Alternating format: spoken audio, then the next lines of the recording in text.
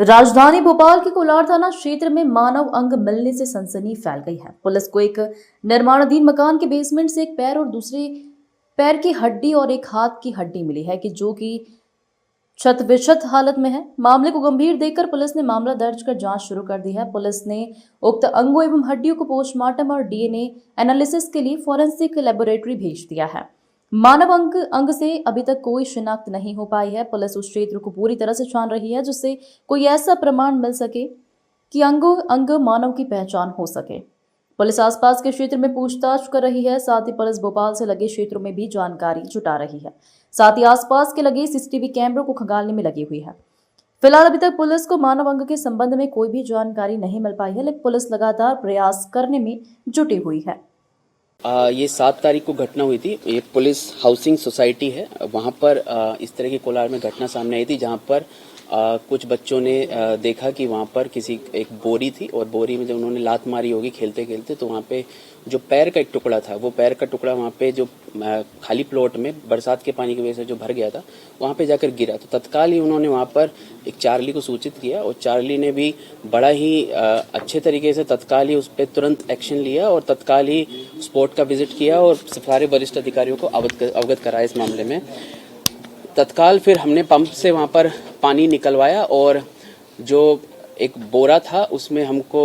कुल मिला के 2 पैर की हड्डियां मिली और 1 हाथ की हड्डियां मिली। और प्लॉट और आसपास का जो मुख्य एरिया है वो पूरा सर्च किया गया है, पर क्योंकि हाथ की एक हड्डी मिली है और 2 पैर की हड्डी मिली है और वो भी सड़ी गली अवस्था में मिली है, उसका अगले दिन जब पीएम कराने के लिए भेजा गया, मेडिको लीगल एनालिसिस के लिए भेजा गया, तो क्योंकि उसकी अवस्था इतनी बेकार थी और जो मुख्य हड्डियां होती है जिनसे आप एज और सेक्स डिटरमिन कर सकते हैं, वो क्योंकि अवेलेबल नहीं थी, इस वजह से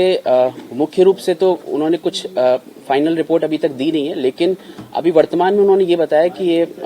पक्का ही एक वयस्क का, जो चर्चा के दौरान पता लगा है कि एक वयस्क का ये शरीर है जिसकी हड्डियां हैं ये,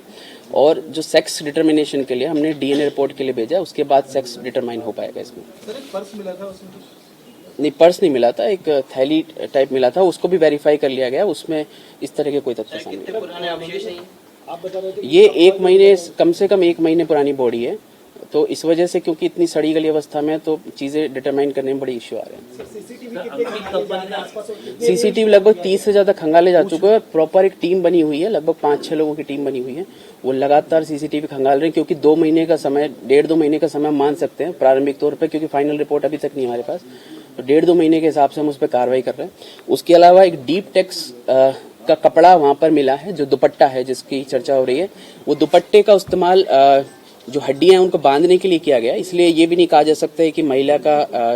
ये शव था या फिर ये पुरुष का शव था। उस डीप टेक्स के कपड़े के आधार पर भी, क्योंकि ये ऑनलाइन भी डिलीवर करते हैं, तो हम पूरा मध्य प्रदेश में जहां जहां पे डिलीवर हुए हैं, स्पेशली भोपाल और जो आसपास के इलाके हैं, रायसेन हो गया, सीहोर हो गया, वो जो कोलार के आसपास के एरिया, वहां पर भी डिलीवर, जिसपे उस तरह का कपड़ा